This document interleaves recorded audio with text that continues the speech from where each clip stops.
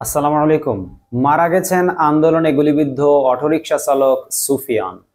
শেখ হাসিনা পতনের আন্দোলনের অংশ নেয়া গুলিবিদ্ধ অটোরিকশা চালক সুফিয়ান মারা গেছেন। মঙ্গলবার 1 অক্টোবর দুপুরে কেন্দ্রীয় শহীদ মিনারে তার নামাজে জানাজা অনুষ্ঠিত হয়।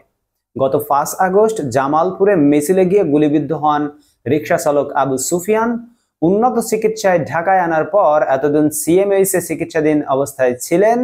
সোমবার দিবাগত রাতে তিনি মারা যান। ইন্না লিল্লাহি ওয়া ইন্না ইলাইহি রাজিউন। দুপুরে কেন্দ্রীয় শহীদ মিনারে তার নামাজে জানাজা পরিবারের সদস্য এবং বৈষম্য বিরোধী ছাত্র আন্দোলনের নেতারা অংশ নেন।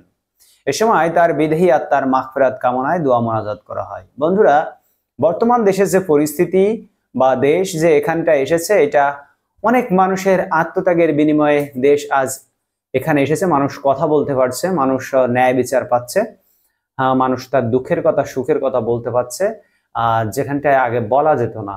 তো এই যে স্বাধীনতা বলে মানুষ বাংলাদেশ 2.0, এটা কিন্তু এমনি এমনি আসে নাই।